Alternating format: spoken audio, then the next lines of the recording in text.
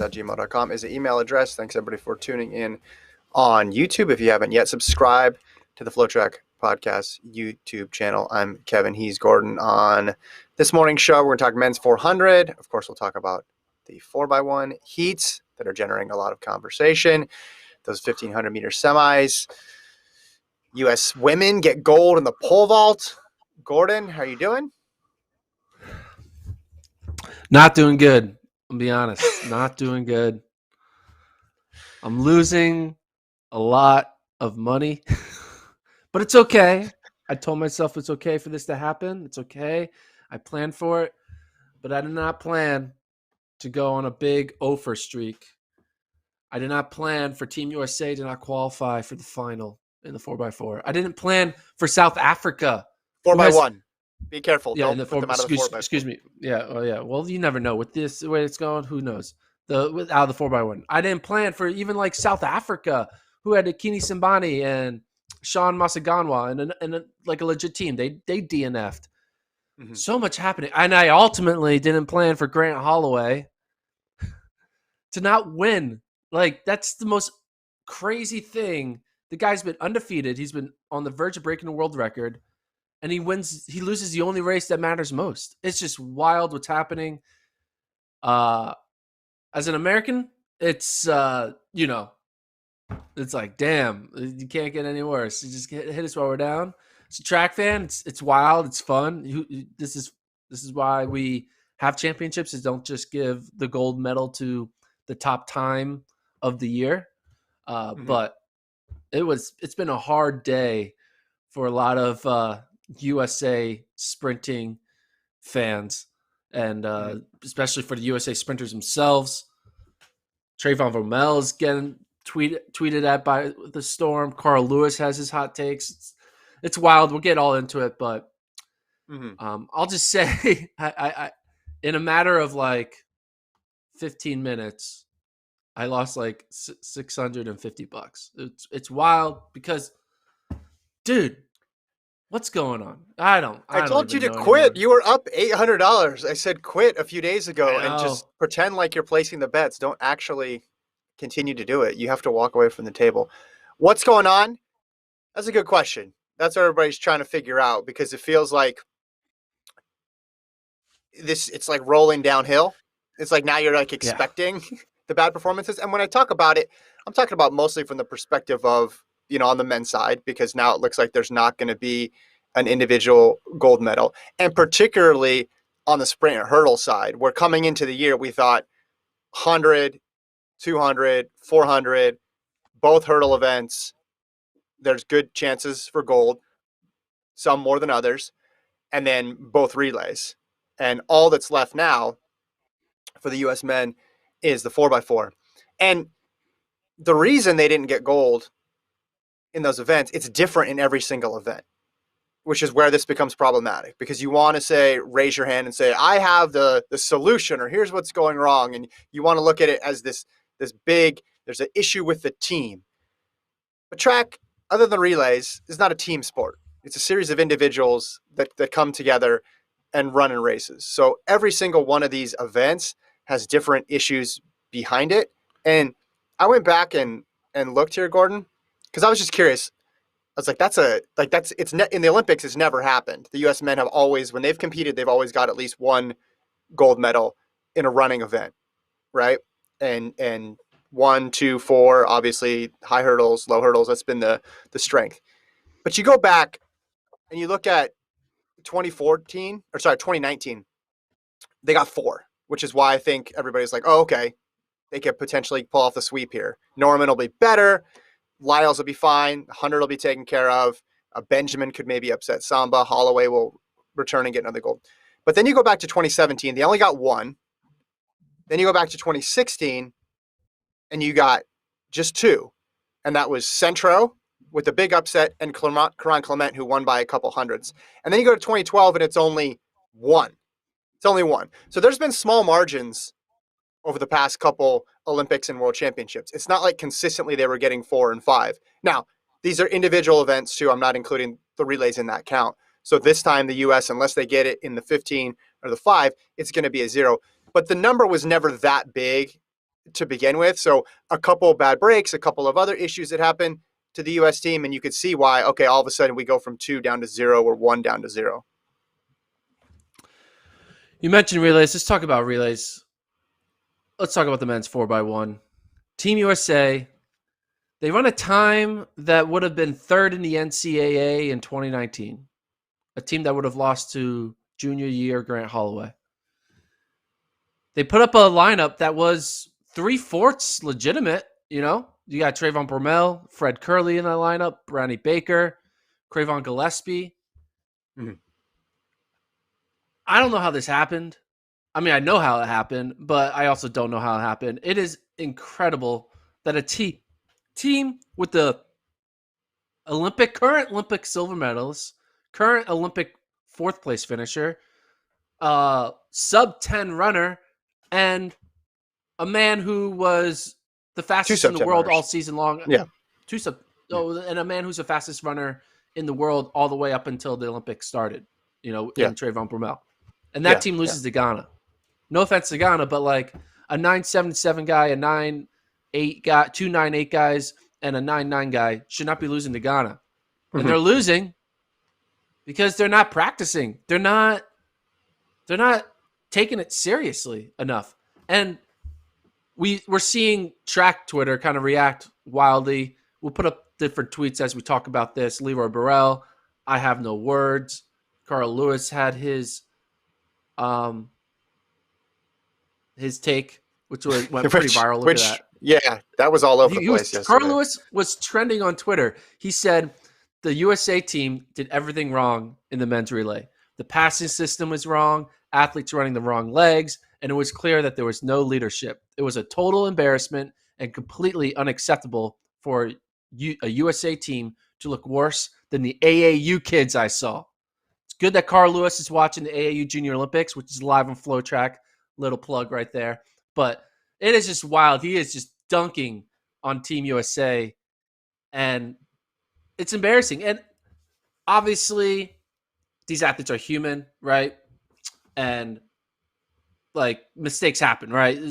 It's okay to mistakes happen, right?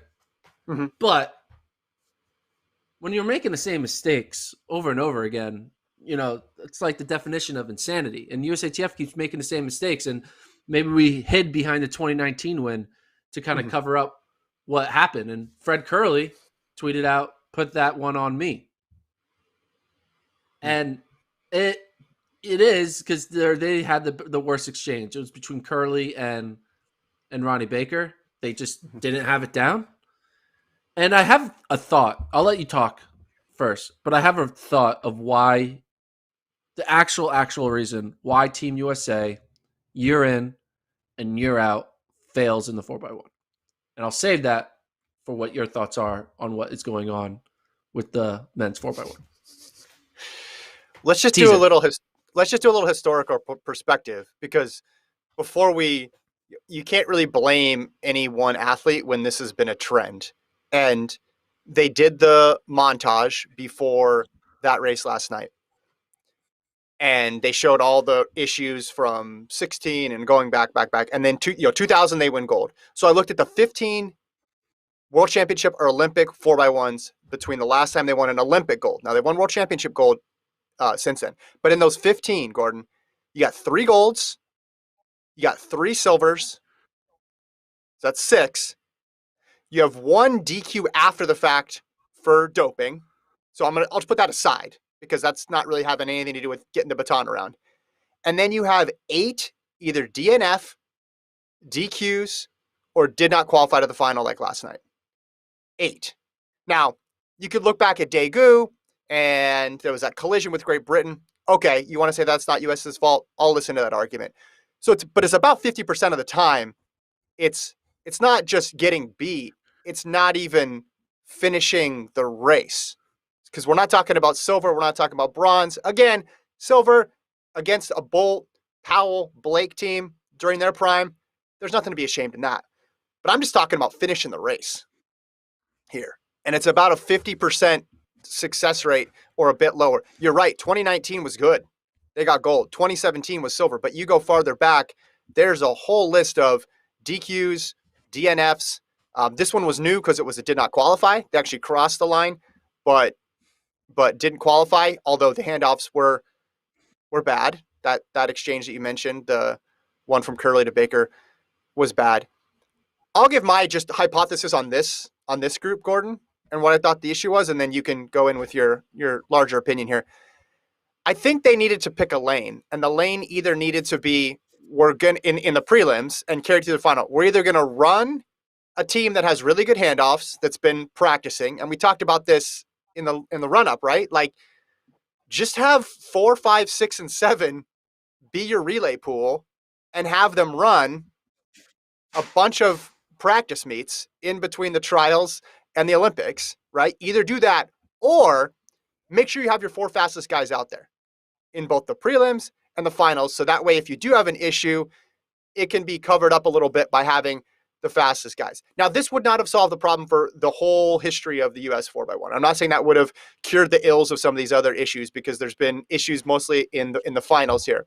But in terms of yesterday, I think if you have Kenny Bednarik, who was 4th in the Open 100 at the trials and was just coming off an Olympic silver, I think he's one of your 4 fastest guys. I think you have to put him on there, because even as bad as the exchanges were, the U.S. was still in the mix to qualify.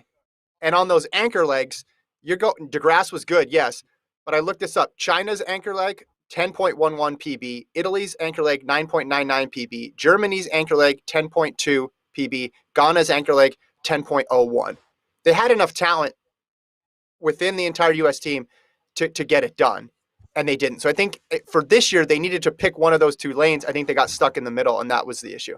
Bad handoff, and then not enough top end speed to cover up for it. So I give you my overarching thoughts of reasons why this is happening that I think kind of doesn't get talked about, because it's kind of a weird. You kind of somewhat mentioned it, but not really. You want to hear it? I do want to hear it. So we've been waiting. Okay, here we go. We've been waiting. We're on this podcast. So there's something unique about Team USA when it comes to the men's 4x1 that other international 4x1s don't have to handle. The reason why some countries are able to do well in the 4x1 is because a majority of their relay don't have athletes who have individual aspirations. A lot of the countries have their one guy, or maybe 2, but mostly just a one guy who's like, this is our guy who can maybe win Olympic gold, silver, bronze individually at the 100. And then we have everyone else that is just on the 4x1. And what that means is you'll have a country where 25% of the relay is focused on an individual goal, and then later on in the event, a team goal, and 75% of the team, that 3 other legs, are only there for the relay, right? That's what they're mainly focused on. U.S. is different. Every year, USA, 75% of their relay are not thinking about relay at all the entire time they're there until they're done with their individual stuff. Whereas a lot of other countries, most likely 57% of their relay, that's all they're thinking about the entire time. So while Curley, Baker, and Bromell are only focused on how do I win Olympic gold in their individual events, boom, boom, boom. Meanwhile, another country like China or Ghana, their majority of their teams aren't thinking about individual stuff. They're thinking, all right, let's make a final in the 4x1. Let's win the 4x1. Let's do well in the 4x1. 4x1, 4x1, 4x1. USA doesn't do that, and it's because USA is a unique country where they constantly have more than one athlete in the running for individual goals, and I think that's why they don't care. They don't think about the 4x1, and the 4x1 is really only successful when a majority of the legs are entirely focused on that from day one to the day of the race. And you see that in the NCAA, right? Because you have a team. Maybe they have one guy who has the aspiration, like Houston, right? They had one guy like Mario Burke who's trying to win an individual, or like Cameron Burrell, right? He was trying to win an individual goal, but their 2 to 3 other guys on their relay weren't thinking about that. They were just only thinking about the relay. I'm here for the relay. I'm here for the relay. USA isn't doing that because relay Okay. is icing. Counterpoint. It's not the goal. Counterpoint. Jamaica. Okay, no. All right. No. All right. Counterpoint. They had one guy who was focused on individual. You cannot What? say What? Jamaica What? was No. Bolt, Powell, Blake. They had 3 absolute superstars on their team. Yeah. Basically, Okay. There's the always going to duration be of that one run. outlier. Yeah. There's going to be one outlier where they can figure like I'm not saying it's impossible for a They team still with got it done. 3 unique individuals who they can get it done, but you cannot say every year Jamaica was constantly having 3 people all in on the individual where they were like, hey, we have 3 people who can run 9-8. They had like a big moment with the Yeah, that's what I'm Powell. talking about. I'm talking about the Bolt era. I'm talking about from '08 through to Okay, 16 okay, in when they 16 were they consistent. 16 they in won. The only 16 the only gold medal they don't 16 have from there though. was something that was retroactively taken from them with a doping positive. I'm talking about they never had any baton issues during that in that era, and they had 3 absolute superstars on their team, and they had obviously a 4th guy who, like every other nation, you can't get 4 individuals into the final, so you're not going to have that guy. But look, I think that goes back to my other point, though. It's like they might have made mistakes with handoffs, but we never noticed it because they at least kept it around and they got it to Bolt or they got it to Blake and they took care of business, right? I think I remember reading something like a couple years ago where we did like they asked, I think it was Blake or Powell, like, hey, how much do you guys practice handoffs? Because is that the issue with Team USA? Someone was trying to get to the bottom of Team USA's issues. And it wasn't like they were going to these long, intensive relay camps either. So there's something else there. I get it when you're talking about like other teams like China who won that heat, China, right? yeah. Yeah, exactly. But there's still like a clear example out there of some country who's able to get it done. I don't know. I feel like at this point it's just like pressure is playing a role here too. Like they're trying so hard not to mess it up that it gets messed up.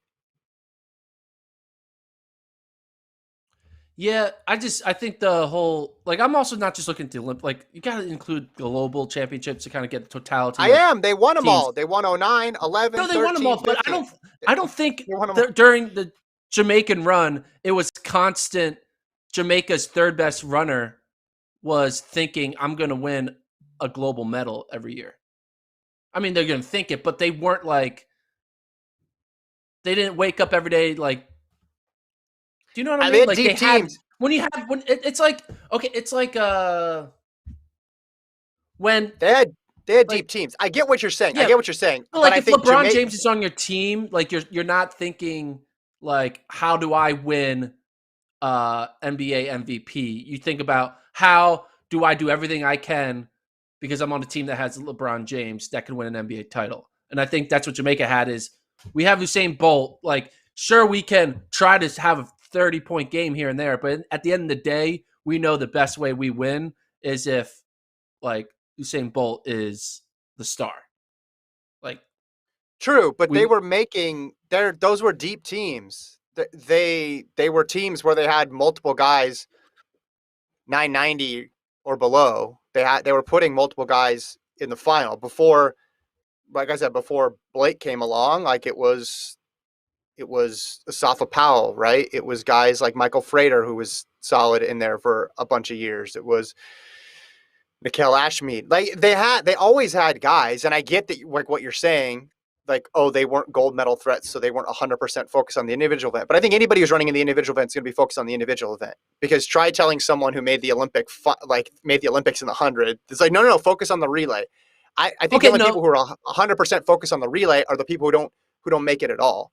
But is it about just more reps? Is it about getting the right personnel and the right legs? Like I'm interested to know, like when Carl Lewis puts that tweet out, he listed about 6 things that were issues. And I'm curious in drilling down on that because right now it's about a 50% success rate. So he said passing system's wrong, athletes running the wrong legs, no leadership, So he's listing a number of things, and not all those are just practice. A lot of those are just like how the team is set up and built.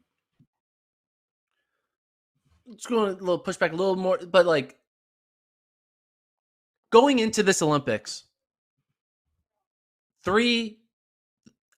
Baker, Bromell, and Curley all thought their path to gold was through the 100-meter dash. None of them were thinking our path to gold is by winning the 4x1. And I know, think but what I'm saying is, during the Jamaica era, when the second to third best Jamaicans, they weren't thinking my path to gold is an individual event. They knew my path to medal is an individual event, but my path to gold is a 4x1. So if I want to call myself an Olympic champion, I need to make sure we get the 4x1 right. I think Curley, Bromell, and Baker, they're in the subconscious. In order to be an Olympic champion, I hear what you're saying, but what's the race?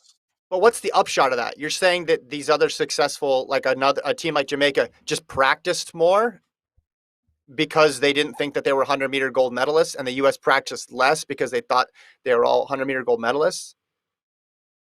Is like, what's the outcome of what you're saying? I guess is what I'm confused on. The mentality and the focus is different. Like,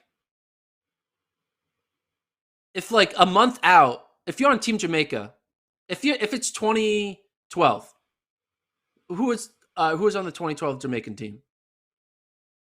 2012 Jamaican team was, I got it right here. Hold up. Actually, I don't. I mean, that was Bolt. That was Powell. That was probably Nesta Carter. Okay, say you're Nesta Carter, or the other guy, not Powell. Well, let me look at it. Hold Blake up. Was on it. I don't know. Carter, Frater, Blake, Bolt, Kamar, Bailey, Cole. Sorry, Powell was not on. You talking about 2012? 2012. Asafa Powell wasn't on it. So Bolt, okay, Blake, Carter, Frater, and Blake. Carter. Say you're Carter and Blake. Going in a month out from 2012, and let's assume they hadn't won an Olympic gold yet, whatever, just for the purpose.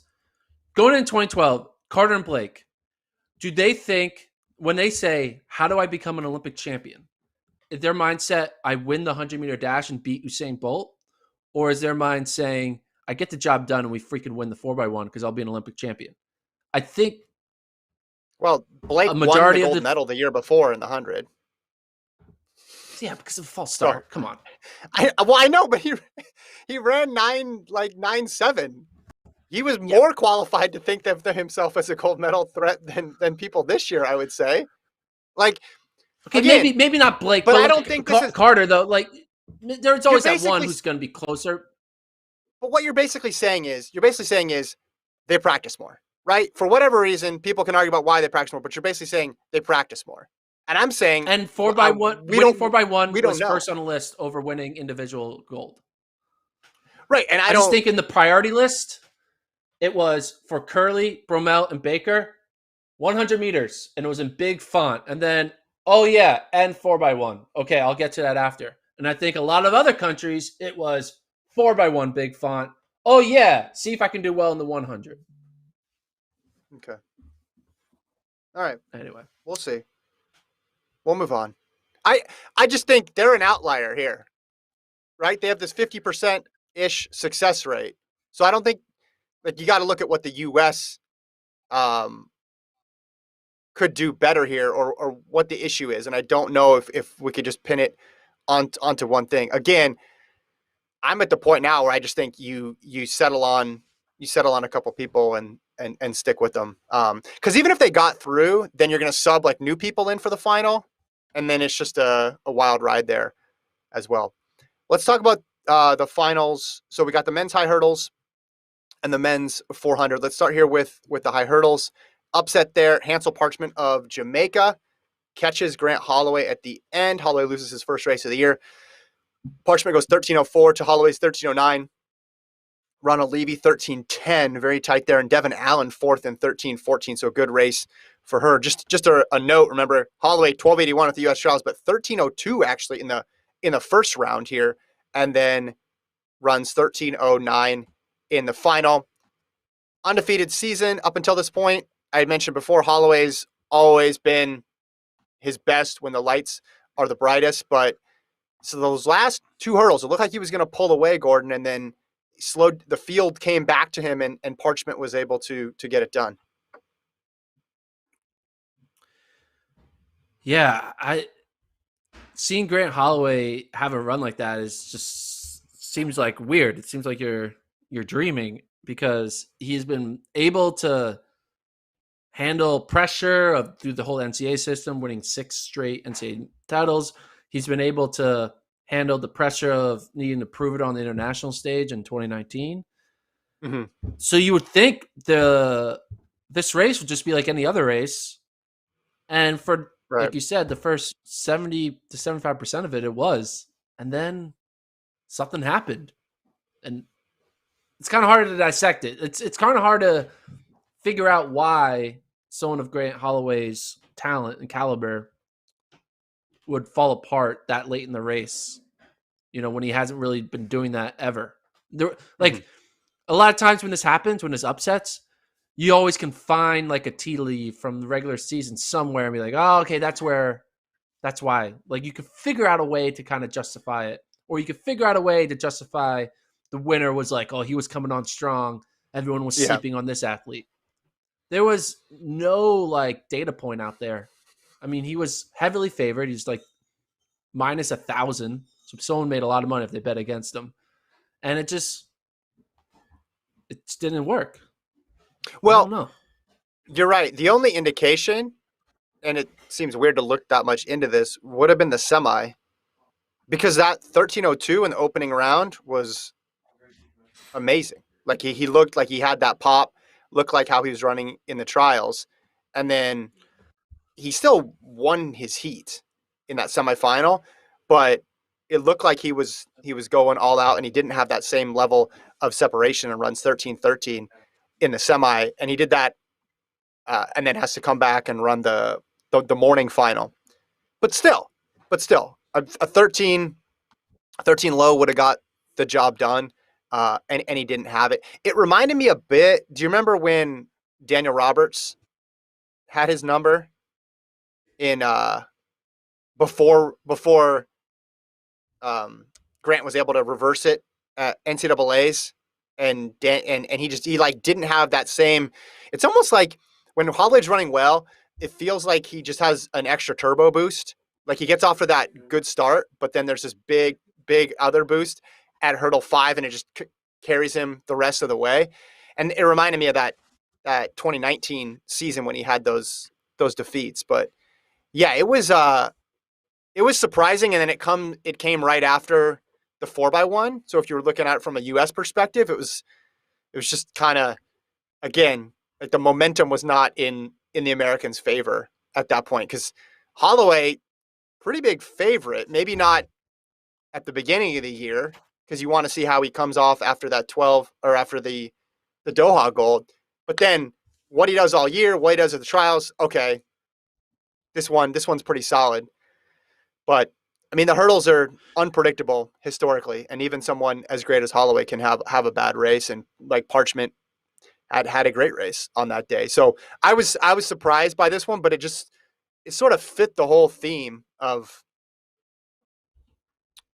these championships. Oh, this is cool. This New York Times simulation here. So you see Holloway getting off to a great start as per usual, and then it's those last two. And he was close for, like, I almost thought he got bronze, Gordon, when I first saw it. Yeah, he had a dip I mean, there. I did too. He had a dip. I mean, 0.01 over Levy. So I'm rewatching it. It's cool to be able to watch the race kind of again without having it be like an IOC media rights violation. We should, it's almost like you were there watching it, right? They got the movement. Yeah. It feels like it's the same thing. Yeah. You don't want to get banned from Instagram like Elaine Thompson did. Yeah, that was funny. All right, let's talk about. I mean, and credit to Hansel Parchment too. Look, he barely got on the Jamaican team, got that third and final spot, and if Omar McLeod ran how he has run in the past, he wouldn't have been on it. And then he gets second in the heat, second in the final, and then first in the Olympic final. See the tweet there from John Mulkeen. So he timed it perfectly. Versus you could put up Holloway's and it's first, second. It's just weird, right? Regular season versus postseason. Let's jump into this 400, and then we'll talk about the men's 1500 meter semis and then the field events and the multis. Given what U.S. didn't medal, everybody's surprised by that. But given the semis, were you surprised that the order went Gardner, Zambrano, James? No, I after the semis, it was this three and Gardner a heavy favorite. I thought Sherry could have a chance to break it up, and he almost did. Mm-hmm. I put money on it, and it didn't work. But Norman just wasn't showing like a dominant, like I'm ready to put down a fast 43-second race in a final. It just didn't look that way. So the end result, the final result going after the semis is basically chalk in a way, right? Gardner, Zambrano, James, with the two Americans kind of just being broken up, behind, just falling right behind. But result was very expected. Norman tried to make it a race early by going out extremely hard. And then on the second 200, Gardner kind of slowly reeled him back in, kind of was smooth and collective, calm and collective, excuse me. And then eventually, once they got to that final 100, Gardner was just clearly able to handle the not just the pressure, but the lactic acid buildup of this event, right? It's all about having the best form in the final 50, 75 meters, because what you're doing to your body is not normal. And so you have to be able to see how your body reacts to the unnormal pain you put it through in the first 350. And he was just on, and hey, back to back from 2019 to 2021. I like saying back to, I like including global championships, not being like, oh, back to back 2016 to 2021. No, back to back is 2019 to 2021. 2016 is a long time ago. That's a long time ago now.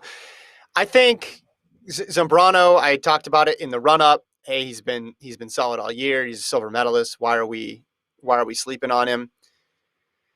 But if you had said, excuse me, if you had said at the beginning of the year that the winning time was going to be, 43 high, I obviously would have thought Norman would have been in the mix or perhaps been the one winning it.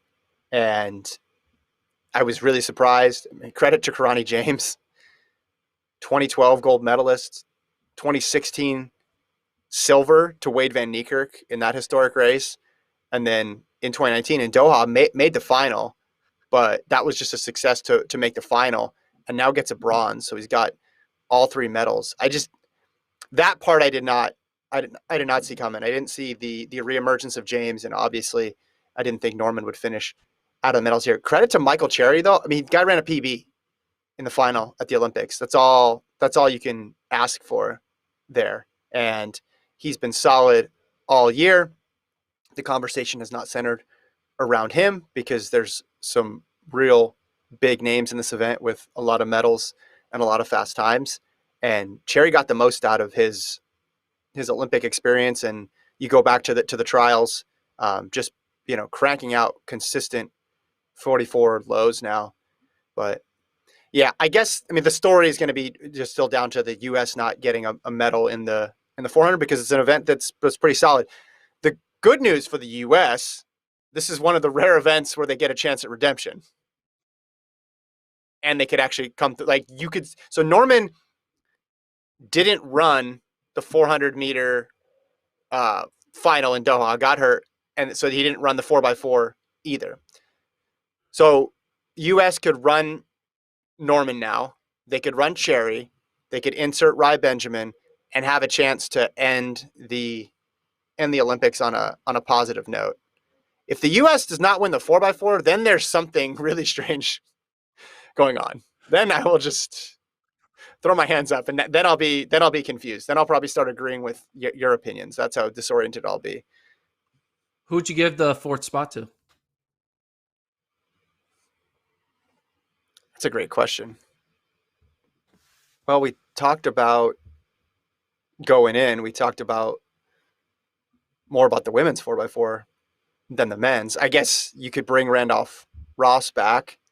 You got that deep pool of people that you could put in there. I mean, You know what I'm gonna ask? Any chance you do a Fred Curley or Grant Holloway? no on Holloway. Curly's interesting. Curly's interesting. I don't. He's available now. I mean, run 44 mid this year. Yeah, he's available. I mean, go for it. I don't know. I don't know at this point. They should be with with Norman, Cherry, and Benjamin. They should be able to win, right?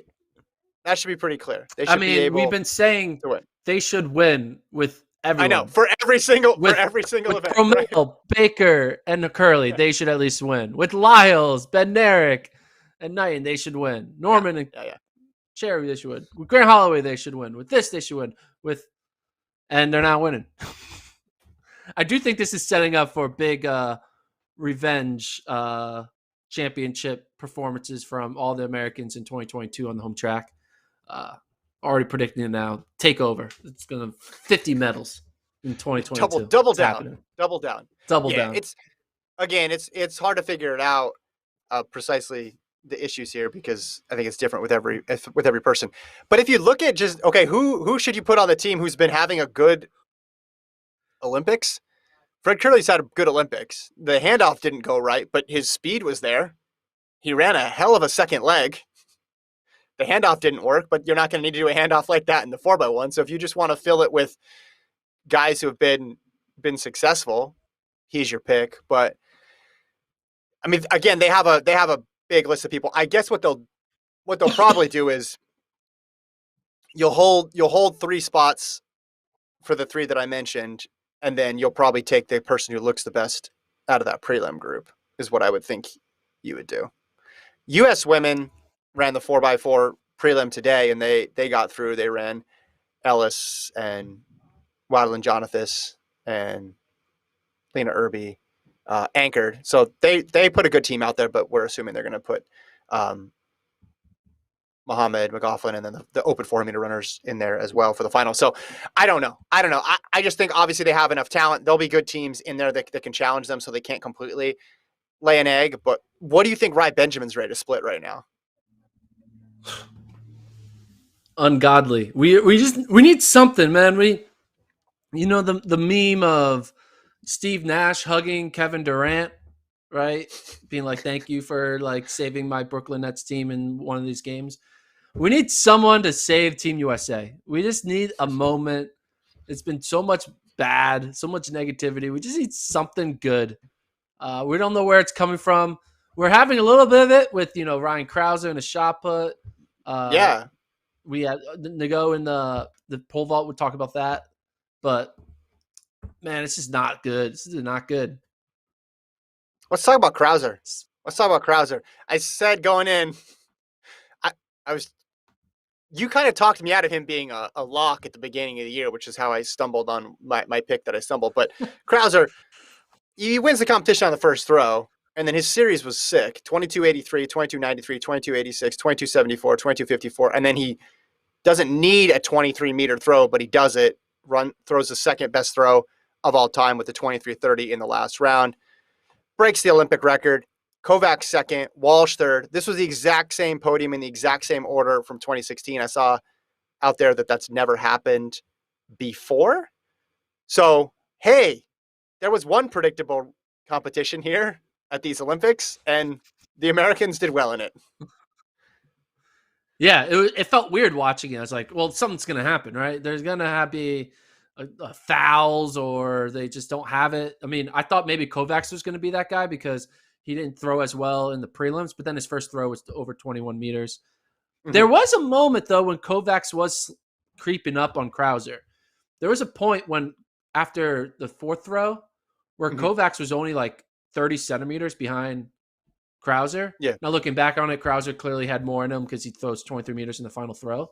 But there was a moment when Krauser was, I mean, Kovacs was throwing over 22 mid Mm-hmm. consistently, and you thought maybe something happens. He throws a 22-9, and then all the pressure's on Krauser in the final throw, but that didn't happen. Krauser's deserved to win. He's been having a hell of a year, and that's who we should have all bet our house on since day one, not any of the USA sprinters, Holloway, not Lyles. What are we doing?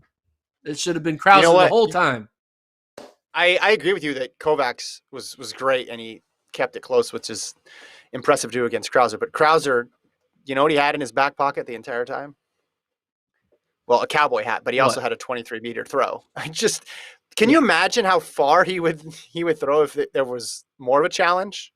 What if Kovacs in the opening round put a 23 out there or a 22.95? Just imagine Krauser's reaction over the next set of throws. So U.S. goes 1-2 there. Walsh with the bronze. Women's pole vault. This competition was interesting. I really dug in on this one, Gordon. This one was exciting. So you have 9 women go out at 4.70 meters. So there was a whole bunch of people in it one moment and a whole bunch of people out of it the next moment. It went from over 10 down to 4 like that. Now, before 4.70, there was some drama because Katie Najat needed a third attempt clearance to get off the opening height of 4.50. So she was almost out of the competition, but she clears 4.70 and she joins Sidorova, Bradshaw, and Stefanidi. But because of her previous misses, she was not in the gold medal position until she does a clutch 4.90 clearance. Bradshaw can't match it. Sidorova passes, tries to go at 4.95 to vault for the gold. She misses there after 2 previous misses at 4.90. And just like that, it was over. Yeah, it was. I was happy that USA won because I had money on that. I'm now searching for scraps. I know I keep on bringing up my money gambling, but it's not looking good right now. So, yeah, I mean, it was like you said, it was a wild event where you think, oh, we have a 12, 13, or 14 person final. Slowly but surely, we chip people off, but all of a sudden, it's like, all right, one of you won't get the medal because we're down to 4 right away, and it's just because then like that pressure aspect kind of goes away because you're like like you have a medal or a really good shot at a medal, and it just kind of it changes, right? Because it's all about changing you skipping jumps because you want to make sure you get in the medal, but when it already cut down to 4, you're like, all right, I just gotta get to the next, and I'll be ready to go. And big ups to Katie winning gold. USA is really good in this pole vault, like the same way they're really good in the men's shot put. You saw, Jen Sir, Sandy Morris, and now Katie. It just keeps going. I'm excited for the future of Team USA in the pole vault. Mm-hmm. Yeah, the U.S. women in particular have I mean the arrows aren't out for them in the same way they are for on the men's side there. I guess I'm looking at this now. Is it updated the U.S. with five golds currently? So still off the pace. They're at 20 medals total. They're not going to get to I'd projected 30 plus. I mean, they're not going to get to that. High 20s would be solid at this point. For that would represent a good couple days because you don't have much left actually at all, really, right? You can maybe get a couple with the 4x4. You have some field events left. Maybe they sweep the marathon. Maybe Abdi just goes off. It's always a chance. Jake Riley coming in second. Yeah. Well, so then you got the triple jump where the U.S. was in medal position until the very end with Will Clay. He finishes 4th. Pichardo gets gold. Zhu of China in 2nd. And then Zango, who broke the indoor world record this year. I thought he might contend for the win, but he gets up and gets bronze. But as I mentioned, Clay 4th. Scott also made the final for the U.S., but was farther down the results. Clay's always solid, right? Like That's his. Like we talked about it in the previews. 4 silvers, 3 bronzes throughout his career. So to see him off the podium is a strange sight. Still a solid effort for him. I mean, just a near miss there for him. Misses it by 3 centimeters. Zango got him by 3 centimeters there. And Pichardo, though, 1798 for the win. Yeah, national record, almost breaking that 18-meter barrier. And it was from the start. I mean, he goes 17. After the first jump, you knew, like, all right, it's over. This guy's going to win. No one was really jumping the way he was. He only did the 3 jumps and a foul, and then then it was over. He knew it was done. You got to wonder what it would be like if Christian Taylor was in this mix. If the final result took a 1798 to win, would Christian Taylor have been able to break 18? We'll never know. But big outs to Pichardo. Pichardo and Zango have been like the clear 2 punch, and they get a job done here by both getting a medal with the China athlete kind of breaking it up. Will Clay, so close. I feel like Will Clay's been around for forever. When was Will Clay's first global championship? Maybe 2011, wasn't it? Wasn't that his first medal? And him and Taylor put on a show. I think I'm remembering that correctly. No, 2011. 2011 bronze in Daegu. Yeah, 10 years. And that's the thing, like these 10-year careers where you're a medal contender for 10 years are phenomenal in and of themselves. Even if you don't get gold, just to be that good in any event for that long is impressive. Someone mentioned in the chat that's the first medal for Burkina Faso for Zango. So congrats to him. Congrats to Burkina Faso. Let's go to what's left here. We have the 1500 meter heats, but also the multis. Do you want to run through the multis that just wrapped? Yeah, we'll talk about the multis and then end with the 1500s. We saw an Olympic record on the men's side, the decathlon. Damian Warner, 9,018 got it points, done. Olympic record, breaks 9,000, gets it done, wins by almost over 300 points over Kevin Mayer. Ashley Maloney takes third, and taking fourth was the person I bet money on, Garrett Scantling, who finished just about 40-ish points back from third. So America goes 4, 6, 10, and we have a podium of Canada, France, and Australia. But it was all about Damian Maloney. Warner. Break it 9,000 Maloney points. Maloney was impressive. Yeah. Impressive. Well, yeah, and Warner, we talked about longevity in the sport.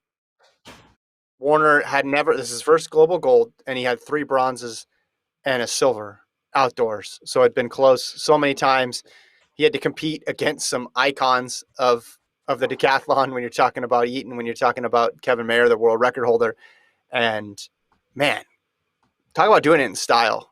There's something special about seeing the decathlon score start with a 9 that makes you think, oh wow, this is a good one. Anybody can understand that 9,000 because now the 9,000 club is Mayer, Eaton, Seberly, and Warner. Just 4 guys in there.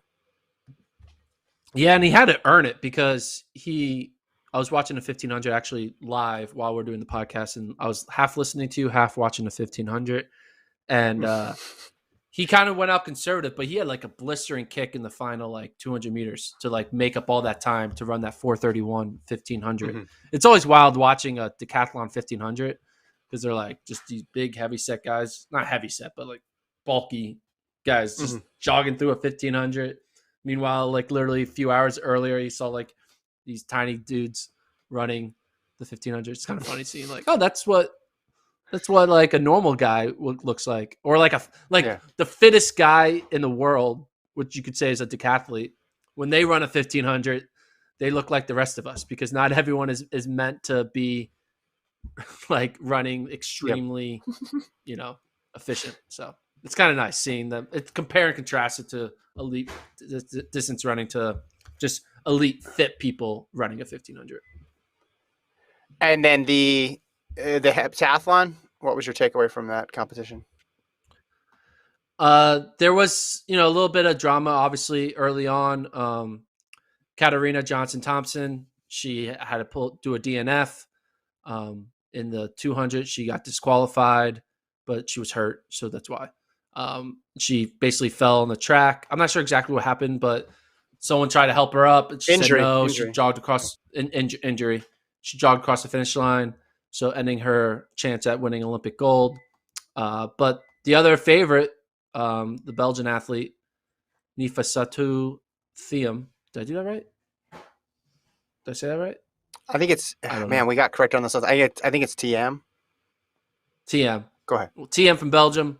She was the other co-favorite. She wins with the season's best. And then Netherlands goes 2-3. Very impressive. They both set a PB with the person who won, Anouk Vetter, setting the national record. And Belgium was fourth. So it went Belgium, Netherlands, Netherlands, Belgium. Europe doing really well here in the women's heptathlon. And then your two Americans, Williams and Kuntz, finishing 5-6. I had money on Williams. Came down that she had a 1 point lead going into the final event. She was in third with the 1 point lead, and she just didn't have as good as a 800 as you needed. Yeah. That's the lesson, I looked up. Train more for the 800 and the 1500, and maybe you can be an Olympic medalist. I looked at the PBs going in, and it was going to be an uphill battle. Yeah. So it was tough to think that she could factor in there. But all right, and then these 1500 meter semis for the men. This event extremely deep, and they ran incredibly quick. The first heat, which featured Timothy Cheruiyot, ended up not even being the fastest heat. The fastest heat was heat 2, where Kipsang of Kenya ran 3:31. Cheruiyot was not the first across the line, so I don't know if that foreshadows anything for the final.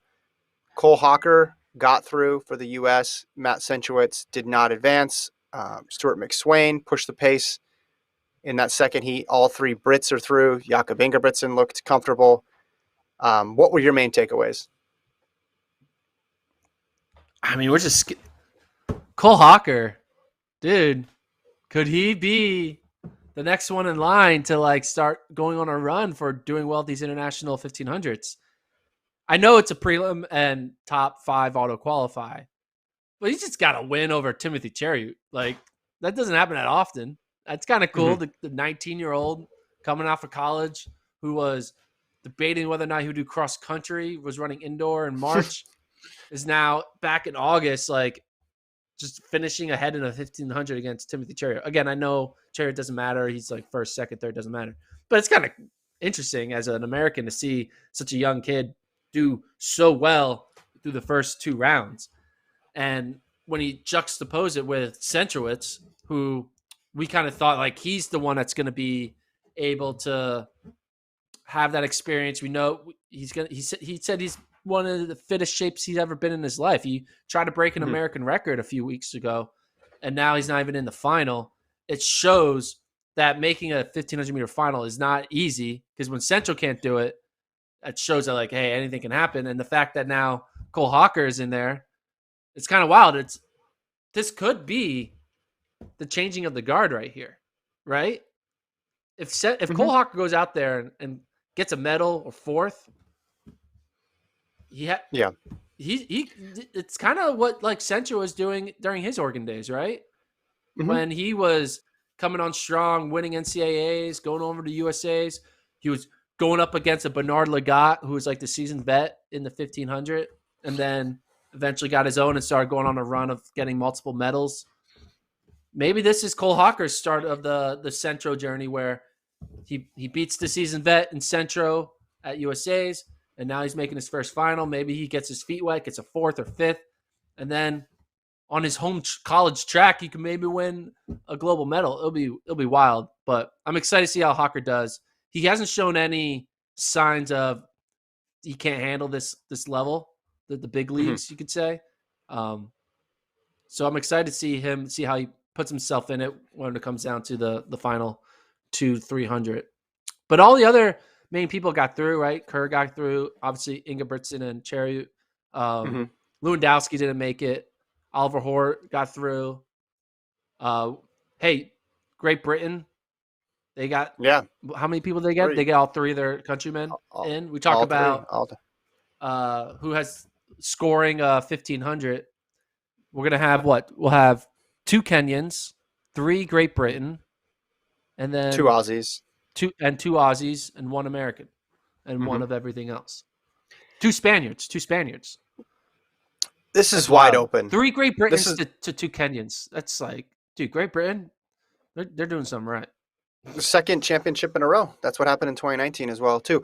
Yeah. This is wide open. I think Chariot's still the favorite. I know he got beat, but I'm going to lean on all the other performances and say he's still the favorite. Yeah. It's hard to tell because he got passed, and you're like, oh my gosh, he's going backwards. He may not qualify. Then he righted the ship immediately, which makes me think, okay, he'll be okay for the final. But I think any of these 12, like, we're so used to seeing ridiculously slow tactical 1500-meter heats until very recently that it was hard to take anything away from the heats, and now we have people running 331 in heats, and you think you're okay, it's going to be just as fast, if not faster, in the final.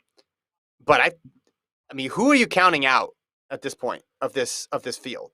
I guess there's some names you don't know and not aren't as familiar with, but everybody had to run so fast just to get here, and then you add in the fact that it's a 1500 and wild stuff does happen.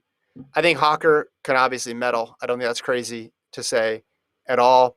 I think the gold medal is a lot more in doubt than I thought going into this meet. It's just going to be a wild race. Yeah. And Jacob Ingebrigtsen, everyone's just sleeping on him. We forget about him. Are we forgetting? Has He's anybody ever slept on Jacob Ingebrigtsen? I feel like he's been getting attention since he's like 14 years old. I well, think we he'll be haven't fine. really talked about it. We're talking about the yeah. I think Well, he's I put going money to on be him fine. to win, so hopefully it works. He's fine, and I think you can pencil in it's going to be a sub 330 race. I think McSwain, if not Chariot, then McSwain is going to make it honest because that guy just bursts out of the pack. I wanted to talk a little bit about Centro. So he had this real impressive stat, which was his record making it to finals in global championships. Obviously, his medals are impressive too, but this is only the second time in 8 global outdoor championships that he's missed a final. He's always been in it. He's always been there. This one, he was a bit farther back. Looked like he was going to be able to make a move, but then the last 100 just wasn't able to close that space. He could have gotten. He missed it by 2 places here. So because both of the small cues came from his heat. I mean, the time was quick, and he just wasn't able to bring it in. But this is, like I said, 8 global championships that he's participated in, and he's gotten in the final into 6 of them. The longevity with him is just staggering. Won't be in the final. It would have been really interesting to have him in the final because, again, you'd have liked his chances in a wide open final. Which, like, the medals I think are more open than they were in 2019 when Chariot just blew that race open and then everybody was scrambling. I think he'd have had a better shot than he would in 2019, but not able to advance. Here's a question for you. If Hocker was in Centro's heat and Centro was in Hocker's heat, do you think the same result happens where Hocker qualifies and Centro doesn't? Because talk about Centro really good at navigating rounds. Typically, rounds are slow, and Centro's notorious for just being able to be a great tactician and be in good position, but he's not known for being able to be a consistent 330, 29, 331 type runner. Yeah. Put him in the other heat where it was slower. Does he able to finish top 5, beat out the Spanish athlete Fontes or someone else? And does Hocker struggle with the hot pace that the other he had? And does he struggle to be top 7 by not being able to run a 332? So that that could have been a different result. No, I thought the same thing. And it was funny because the Chariot heat was a slower heat, as I mentioned at the top. So I thought, okay, it's going to be the reverse. I think Hocker was going to make it regardless. He just has the ability to qualify and put himself in position to finish high. Like that's been the case in NCAAs when he's winning and Olympic trials. when he's qualifying for the rounds and then winning. So I think he would have been fine regardless. But yes, I think Centro would have had a much better chance. Now the race wasn't that, like, it wasn't night and day slower. It wasn't as if it was a 3:45 race and a 3:31 race, but just a couple seconds there, a little bit easier pace, and I think that would have played a bit more into his hands.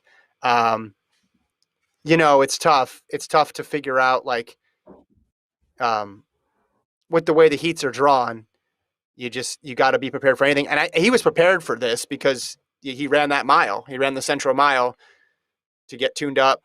He ran 3:49, which equates to pretty close to what he ran here today. He ran 3:33, which I guess you'd put it about a 3:50. So he was right around that same spot. So I think he was prepared to run fast, but I think he's always going to fare a bit better in those kicker races. So I think you're right. I think he would have had a better shot in that other heat. Yeah. It's not the end of Centro, obviously. I mean, he's definitely going to go another year. 2022 is at home. Maybe he does well there. Then he extends it all the way to 2024 for another Olympic shot.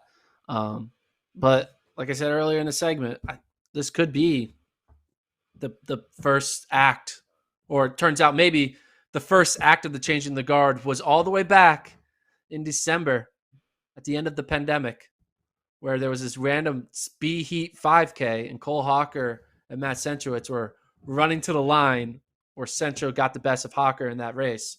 And Hocker was wearing a high school elite kit, like wasn't wearing his, like, just like, who's this high school, like college freshman, sophomore type kid going up against Centro in a B heat of a 5K. And now multiple iterations later, Hocker dominate the NCAA scene. Hocker going toe-to-toe with Centro at the Olympic trials twice, right, in the prelims and then in the final. And now Hocker is America's great hope to win a medal in the 1500, and it's not Centro. Like, it's just wild. Like, when we think of, like, USA and the 1500, like, who has the best chance to win a medal for USA, it all falls on the shoulders of Centro, right? And now that this has been almost, now it's all on Hocker, and Hocker's been looking good. And it's just wild. Hocker's still a college kid too. He's not even pro, right? Is Hocker going to go out there, win an Olympic medal, and then lace up for the Roy Griak cross-country invitational? Like, is that what's about to happen? Go to Nuttycombe? Hey, Olympic medalist here in 10th place at the Nuttycombe invite through 4K. Yeah. You have to like just his ability to be in the right spot at the right time. His kick has not failed him yet. I think you have to like his and all the confidence in the world, right?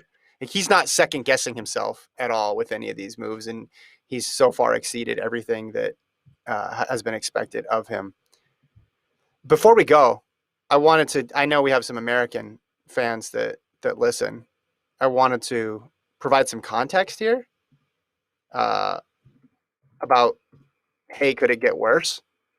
Let's just go back to 2015 World Championships. I know it's not Olympics. It's the World Championships, though. But at those championships, the U.S. men they only medaled in the 4x4 on the track.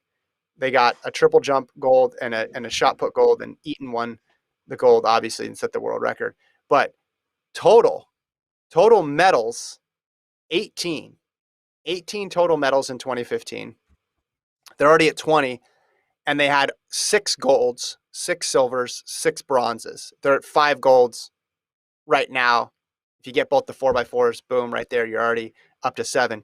Kenya and Jamaica both had 7 golds there. So if you sorted the medal table by gold, you would have had Kenya number 1, Jamaica 2, and then US 3. And even if you just look at overall medals, Kenya was just 2 behind the US, 18 to 16. So there is precedent for this, is what I'm saying. Also, what's fun, and we can dig into this more next week, but have you ever looked at the tables that go 8 deep and give it a score? I have, yeah. Yeah, so that's interesting too, and I know they keep those for all the Olympics, so those are easy to find because that gives a different perspective, because then you just see how many 4th, 5th, 6th, 7th, and 8th place finishes there are, just to give like a rounder view of of the competition, because I think most American fans would assume that they win more Olympic gold medals than they do. But then if you look in recent history, okay, Bolt had the 1 and the 2 locked up. Farah had the 5 and the 10 locked up. Okay, there's 4 already it's spoken for. And then you go from there. It's like, all right, Rudisha was in the 800. Okay, that one's gone.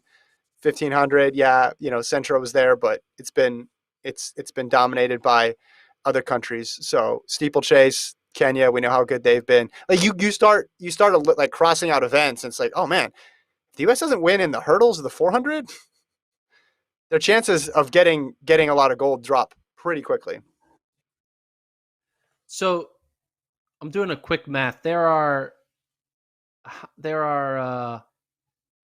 48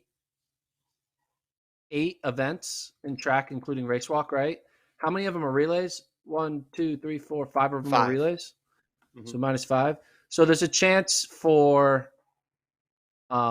any country, if they had a perfect year, if they won every medal, because you only can win 1 medal in relays, right?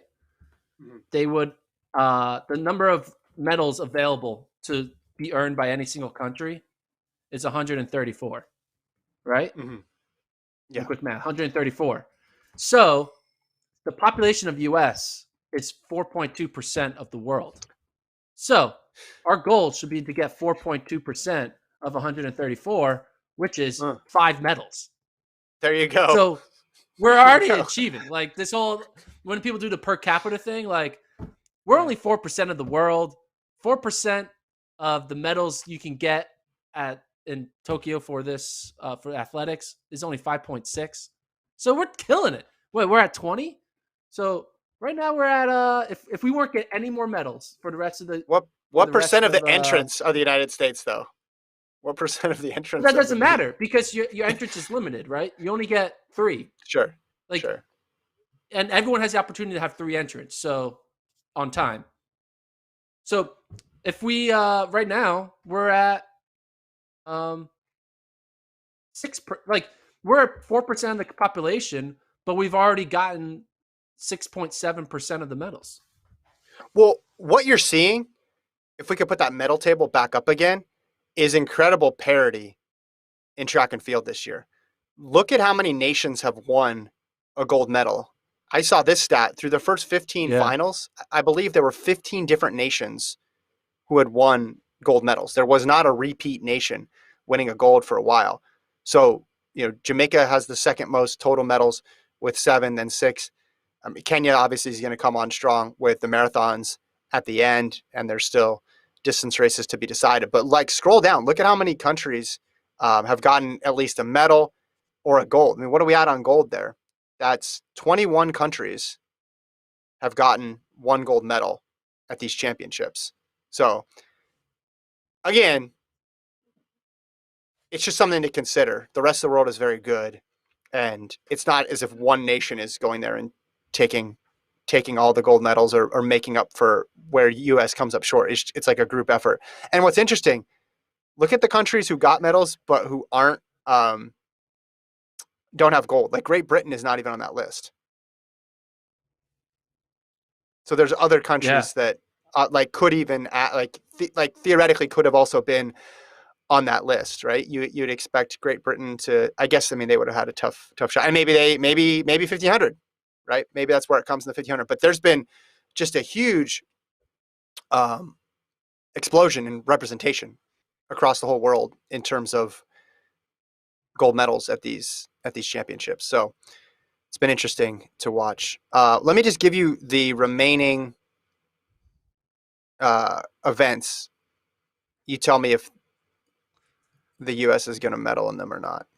Let's just rehash this. Let's just really lean into this. Let's lean into the table. Yeah. So we're at 20. The walks. You don't think women's jav? Women's jav. Yes. Maggie Malone. She's gonna win it. She'll win gold, baby. No.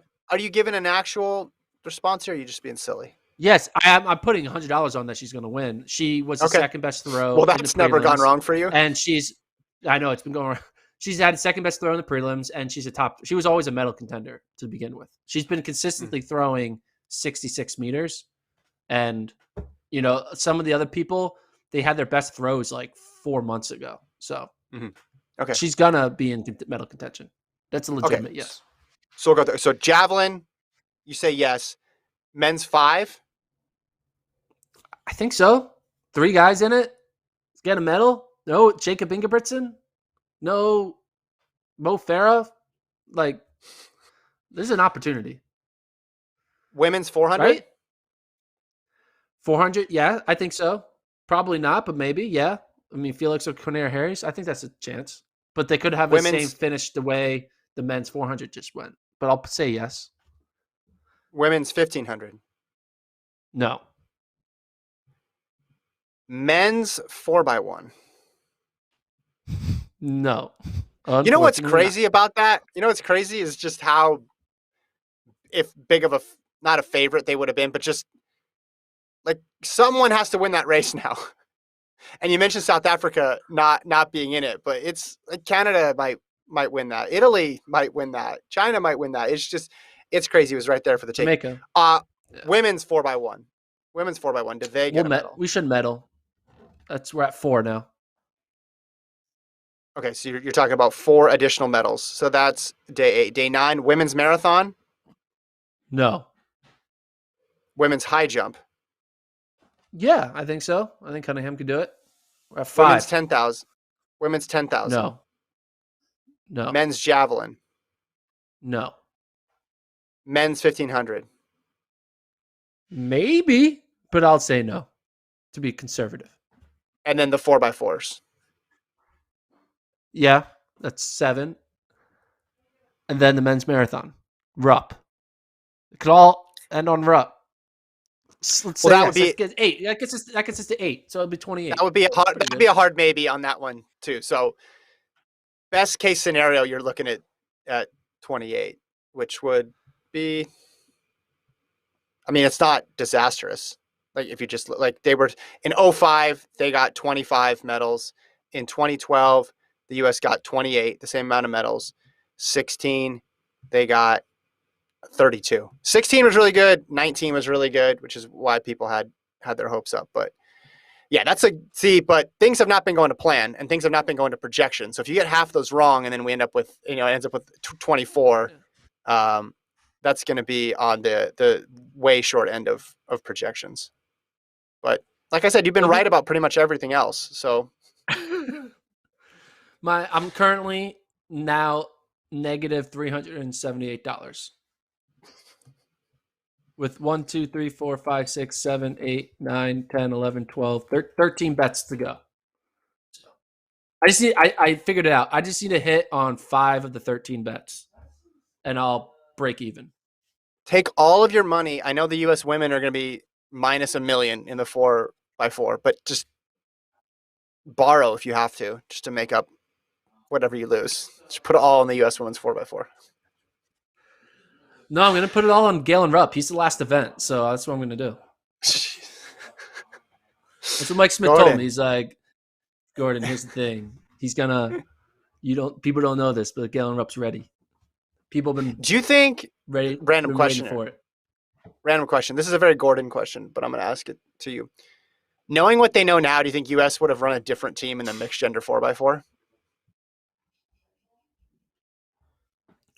No, I think they're just stubborn. They would just be like, no, this is the process.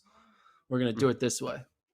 But yeah, if the mixed gender 4x4 was like coming up next, you would see like Grant Holloway on it. You would see Fred Curley on it. You'd see Rye Benjamin on it. You only get 2, but you'd know if the mixed gender relay was coming up, it would be like a thing in Sydney with Rye and Grant Holloway or something like that, and be like, we're just gonna win this. We're not gonna screw this one up.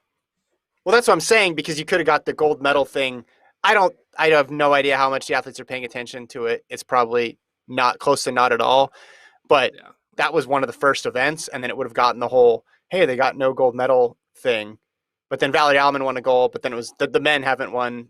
And I mean, it's mixed gender, so it's not men or women. So I don't know how it would have been quantified, but I don't know. It would have maybe created some more good vibes or something early on, as opposed to getting the bronze. Just wondering what they would have done in retrospect. But that's the least of the relay worries, I would think. All right. Thanks, everybody, for tuning in. This has been another edition of the FloTrack podcast. Is it a 7 a.m. start again tomorrow, Central Time? What time we're going live? Yeah. Is it 7 a.m.? I think we go live at 8 Central. 8. And then it's back to 8. Okay, this was... Okay, yeah. So we got 3 more days, and also we got... Wait, is tomorrow Friday? Is it the evening podcast tomorrow with a marathon? Is that what's happening? No. Man, I got to check the schedule. We'll figure it out. Check the schedule on the website. We'll be back. There's going to be marathon live podcast during the marathon is what I'm saying. So there's still the recaps in the mornings, but there's going to be marathon podcasts as well too. And they're going to be marathon in length too. It's going to be me and Lincoln talking for about 2.5 hours. So I got the schedule. Turns out tomorrow, Friday, August 6th, we're going live at 9 a.m. Central, and then again at 5 p.m. during the women's marathon. And then Saturday is an 8 a.m., 5 p.m. double. So 4 more podcasts, 9 a.m. tomorrow, 5 p.m. tomorrow, and then Saturday, 8 a.m., 5 p.m. Central. It's going to be fun. Lincoln's going to come to the pod. Yes, and he's got takes. He's got opinions. I'm glad you checked the schedule. 9 a.m. tomorrow. All right. Thanks, everybody, for tuning in. Thanks to Colt for producing. Thanks to Travis for producing. We'll talk to you guys tomorrow.